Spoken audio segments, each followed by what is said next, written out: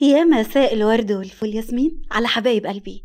كل سنة وانتوا طيبين، ورمضان كريم عليكم يا أحلى عيلة. ربنا يعود الأيام علينا بالخير والفرح والهنا والبركات. كل سنة وكل رمضان واحنا مع بعض، وعيلتنا بتكبر دايما. وعايزة أقول لكم إنكم وحشتوني جدا جدا جدا جدا من حلقة امبارح، وجايه لكم النهاردة بالحلقة الجديدة. أتمنى من كل قلبي إنها تعجبكم، بس عايزة أفكركم لو الحلقة النهاردة عجبتكم بجد، يا ريت تفرحوني باللايك والاشتراك في القناة وتفعيل زر الجرس على كلمة الكل عشان يوصل لكم كل جديد. ويلا بسرعة نترفع 10 درجات في الجنة ونصلي على رسول الله عليه أفضل الصلاة والسلام. ويلا بينا نسمي الله ونشوف حلقتنا النهاردة بتقول إيه. قفل هشام الباب في وشهم وهو مرتاح كده لنفسه، وبعدين بصلها وهي بتترعش وبترجع لورا مستنية مصيرها معاه. فك حزام بنطلونه وهي فجأة وقفت وصرخت وجريت من قدامه بسرعة عشان تستخبى في أوضتها. كمل وهو متعصب: هتروحي مني فين؟ ده انت وقعتي مع اللي ما بيرحمش. فجأة وصلت فجر للأوضة وقفلت بابها ووقفت وراه وهي بتقول: مش طريقة راقية للحوار دي على فكرة. طب افتحي بقى وانا هوريكي طريقة الحوار اللي تستاهليها. حاول يفتح الباب لكنها كانت واقفة قدامه عشان تمنع دخوله. زق الباب بخفة لكن هي زقته في وشه تاني، عض على شفته اللي تحت وهو بيتوعد ليها: انتي مش واخدة بالك ان مفيش مفر مني؟ لا فيه، كانت اخر جملة قالتها، وبعدها سكتت تماما، وحركاتها اللي بتعملها ورا الباب بطلتها خلت فضوله يزيد.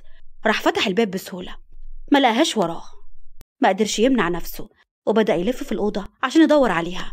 وفجأة لفتت نظره بصوتها الواضح: الله أكبر. وبعدين وطت بنبرة صوت بتترعش: بسم الله الرحمن الرحيم.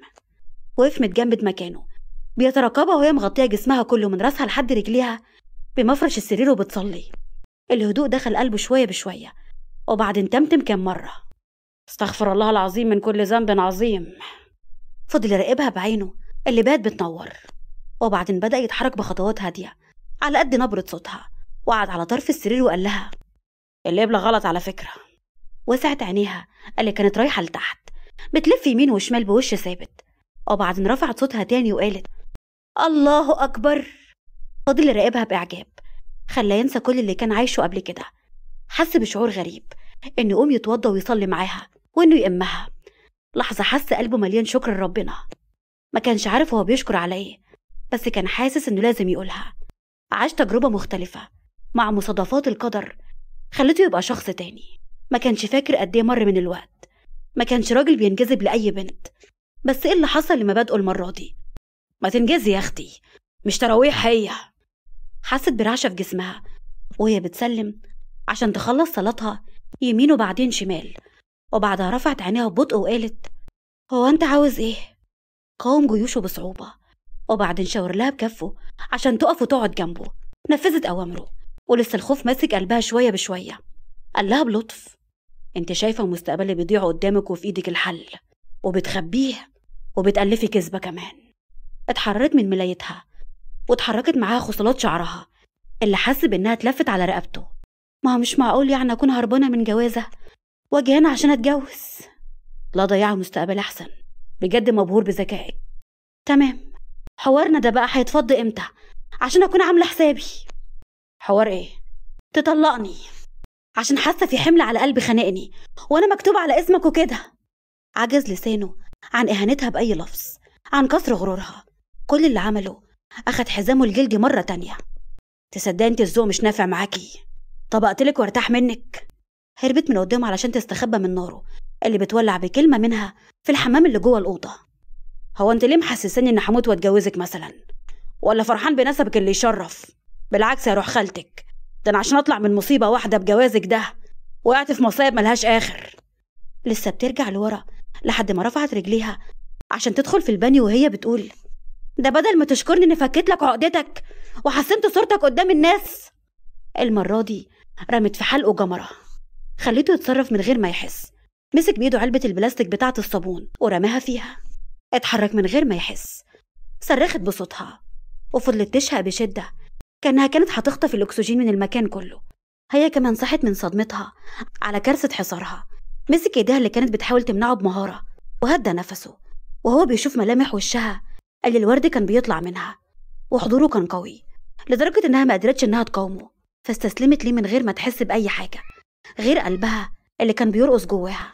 في بعض الرجال لما تلاقيهم تحس إنك قابلت قدرك الجميل، حس باستسلامها تحت إيده، وبعدين فجأة قام فاكر مهامه اللي نساها، وهو كان لسه عقله بيرفض تصرفات قلبه. انت عملت فيا ايه يا بت؟ وفي اللحظة اللي حس فيها بحضنها وايديها اللي جننت عقله، ما كانش عارف اذا كان هينطفي او يشتعل فيها، لكن كبرياءه حسم الموقف بسرعة، قرب وشه من ودنها وهمس: كنت بجس نبضك مش اكتر، ولقيت الاجابة خلاص. عشان ما تتغريش قوي، قلتلك قبل كده مش انت النوع اللي يحرك هشام السيوفي. كل حاجة تحت امرنا الا الحب اللي بننسأ ليه غصب رغم كل قلوبنا اللي دايما رافضة ليه. خد بالك. خدودها اللي بقت حمرا وهي بتراقب خطواته على جدار قلبها، وعضت على قلبها ندامة، وسألت نفسها كان عقلي فين؟ وصحت على جملته الأخيرة اللي كانت مخبية وراها فعلته: وباب الأوضة بره هقفله عشان لمصلحتك، مش عاوزة أشوف وشك النهاردة. شافتها وهو بيقفل باب الحمام وراه منتصر شايل ضعفها على كتفه، ما لقيتش قدامها حاجة تفرغ فيها غلها غير علبة البلاستيك اللي رمتها على باب الحمام وهي متأفئفة. اوف، وربنا في حاجة في عقله ده يشل. اللي وقعني مع البني آدم ده بس يا ربي. أنا ابني يتجوز من واحدة فلاحة ليه؟ طب حاولي إيه لها لميادة وصاحبة عمري؟ طب شكلنا قدام الناس إيه لما يعرفوا أصلها؟ والكل مفكر إنها من عيلة النورماندي. لا لا لا لا، أنا هيجرالي حاجة. يعني فجأة هلاقيه داخل بيها كده ويشلني؟ طب هو من إمتى اللي نفسي يتجوز؟ ما أنا عارفة كهن الفلاحين أكيد عملت له عمل. عايدة كانت بتمشي في الأوضة رايحة جاية بتبلع حبوب مهدئة واحدة ورا التانية. مسكت راسها اللي كانت هتنفجر من اللي شافته على الشاشات ومن اللي بيتم تداوله على السوشيال ميديا، وبعدين فجأة قالت بصوت عالي: هما مش المفروض هربانين من مصيبة وكمان بيرقص معاها؟ لا ده اتجنن رسمي، البت عملت حاجة في أخوكي. اتحركت بسمة بتردد وطبطبت على كتف عايدة: اهدي يا خالته، مش كده هيجرالك حاجة، لحد بس ما نفهم ايه الحوار. نفهم ايه؟ ما هي واضحة وضوح الشمس، طب يرقص معاها وعايشين آخر روقان. أمال كان مطفشني ليه مع كل واحدة بيخطبها وخلى سيرتنا على كل لسان؟ بسمة احتارت ازاي تهدي خالتها اللي فقدت أعصابها، فدت لها كوباية مية. طب اشربي وارتاحي بس لحد ما يتكلم هشام أو يجي زياد نفهم فيه ايه. رمت عايدة كوباية المية على الأرض. أهدى ازاي؟ ده أنا حاسة دماغي هتنفجر، أنا مستحيل أوافق على المهزلة دي.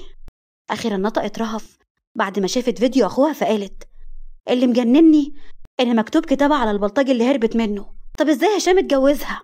فلنفترض إنه اتجبر عشان يخلص من الورطة دي، إيه اللي أجبره يرقص معاها؟ الموضوع ده فيه إن يا دودو. صرخت عايدة زي اللي لها قشاية في قلب البحر وهي بتقول: ما هو ده اللي مجنني، ابن السيوفي. طب ما هو لازم يحن، عرق الفلاحين بيجري في دمه. ضربتها بسمة علشان تسكت، بتحاول تكتم النار اللي هتحرق الكل. خالته، خدي مهداتك وروحي نامي. وانت يا ست رافخ راسي بقى، ما تولعهاش، ما انا بحاول افكر معاكو يعني. لا اسكتي، مش ناقصاكي هي. رجعت تتصل مرة تانية بزياد ولكنه مردش. خدواتك برضو يا زياد. قوم اصحى يا زيدان، شوف المصيبة، قوم. مهجة كانت مهزوزة وبتزعق في وش جوزها وهي بتشوف الأخبار اللي منتشرة على كل مواقع التواصل الاجتماعي.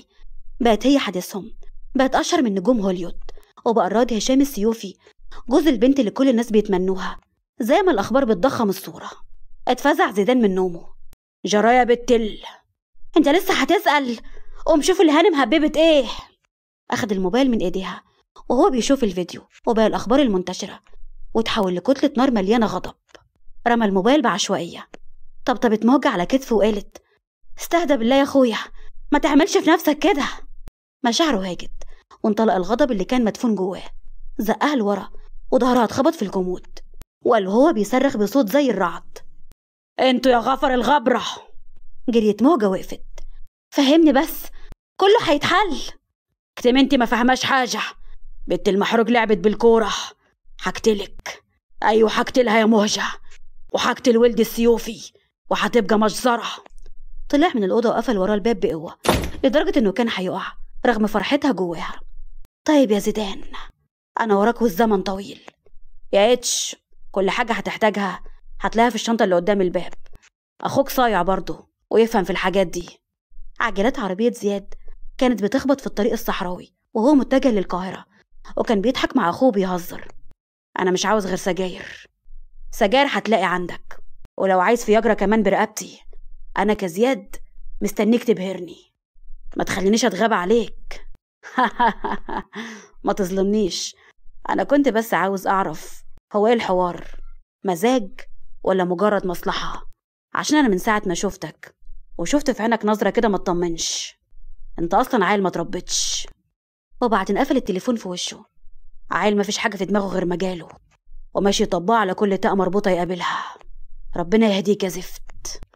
أخد الشنطة اللي كانت بره الباب وفتحها عشان يدور على علبة السجاير، لكن عينه وسعت بذهول لما شاف الهدوم اللي زياد اشتراها الفجر، وكانت عبارة عن حرير مش بيخفي حاجة أكتر ما بيظهرها. بدأ يشتم في سره وهو بيشوف الهدوم بقرف. ايه القرف ده؟ يخرب بيتك وبيت اللي يطلب منك حاجة يا زياد الكلب. طلعت فجر بهدومها المبلولة، نزلت راسها بخجل، ما عندهاش الجرأة تبصله، فقالت عاوزة هدوم ألبسها. انت اللي طلعك من الأوضة؟ مش أنا قلتلك مش عاوزة أشوف وشك النهاردة؟ ما انت نسيت تقفل الباب. قربت من الشنطة القماش عشان تاخد حاجة تلبسها، لكنها شاءت بصدمة. ايه قلة الأدب دي؟ أنا نفسي مش عارف ايه القرف ده. انت هتستهبل، تلاقيك انت اللي قايل له أصلا. غمز لها بطرف عينه بابتسامة. يبقى ما تعرفيش هشام السيوفي يا حلوة. هشام السيوفي؟ وسنين هشام السيوفي، واليوم اللي قابلت فيه سي هشام السيوفي. ما بحبش البرطمة. أخدت التيشيرت بتاعه والبنطلون القصير النسائي وفجلات في ايديها علبة السجاير اللي كان بيدور عليها، لسه متجنبة إنها تبص في وشه، ورمت السجاير بغيظ. خد الزفت ده بتاعك. مسك السجاير وهو بيشاور على التيشيرت. والزفت التاني اللي في ايدك ده بتاعي برضه. بصت له باحتقار، وبعدين رمت الشنطة على الأرض وقالت خليك في حالك. حك دقنه اللي بقالها أسبوع مش بيهتم بيها، وقال مستغرب على الهبة اللي اتمرمطت يا سيوفي. كلمة ملهاش تاني. هتطلعوا على اسكندرية تجلبوها شبر شبر، وتيجوا برقبة ولد السيوفي وبنت المركوب حية. لازم اشفي غليلي منها. ما احنا دورنا يا عمدة وما وصلناش لحاجة. اكتم يا ولد المحروق. تجلبوا اسكندرية فوق التراب وتحته، وما ترجعوش غير باللي أمرتكم بيه، وإلا هتويكم ولا حد هيعرف لكم طريق. وقف على باب أوضتها، لها قاعدة على الأرض شاردة وبتفكر في نفسها، لدرجة إنها ما حستش بالعطر اللي ملا المكان. خبط على الباب بهدوء عشان يخليها تركز معاه. إيه؟ افتكرت خناقة تاني ولا لقيت نفسك فاضي فقلت أجي أنكد عليها شوية؟ لأول مرة ابتسم من قلبه، ضحكة طلعت منه بصدق. بقى الكلام معاها ليه طعم تاني. ربع ايده قدام صدره. جعان، ما تروح تاكل. ما بعرفش اعمل اكل. ما انا مش خلفتك ونسيتك. اتقبل كلامها وقال وكمان عاوز حد يغير لي على الجرح. دارت بعينيها على ملامحه، وبعدين قالت وهي بتعلن حرب عليه بص كده عشان نبقى على نور. عينه راحت على هدومها واللي دخلته في غيبوبة ضحك. أول مرة تشوفه بيضحك بصوت، وضحكاته في الغالب بتكون مليانة سخرية، والباقي مجرد مجاملة. اتجاهلته وهي بتقرب منه. من النهاردة كل واحد فينا في حاله، ولساني مش هيجي على لسانك لحد ما نخلص من الموضوع ده. لسه بيسمع ليها ومهتم، وبيهز راسه كأنه فاهم الموضوع. تمام، وإيه كمان؟ ولازم تفهم إنك مش جايب أمك معاك تأكلك وتشربك، تقدر تخدم نفسك بنفسك. بنبرة مرتبكة اتجاهلت عيونه اللي بتسرب أشعارها في جسمها. والبس حاجة استر بيها نفسك، مش فاهمة أنا الوقاحة دي. خلصتي؟ وياك تحاول أو يوزك عقلك بس إنك تفكر تقرب مني تاني، ساعتها هتصرف معاك بطريقتي اللي هي من باب العلم بالشيء يعني. الكلام هرب منها، وكأنه واضح إنها وقعت في مأزق، فبدأت تتكلم. طريقتي وخلاص، وبلاش أسئلة كتير. خلصت اللوكلوك الكتير، جعان وعاوز آكل. وسعت عينيها بصدمة من بروده، وبصت في عينه وفهمت جواها إنه عنده نظرة قوية زي الريح، رمت بكل اللي في قلبها ومخليها مفيش حاجة تفضل. نفخت بديه وقالت أوف، أنا بهاتي مع نفسي من الصبح. فك ايده اللي كان مربعهم وقرب منها بقامته الجذابة وهو بيثير مشاعرها، وبعدين بعد بوسة خفيفة قريب من شفايفها. وهمس وقال: نفسي رايحة على كبدة اسكندراني، نص ساعة وتكون جاهزة، ونكمل بكرة.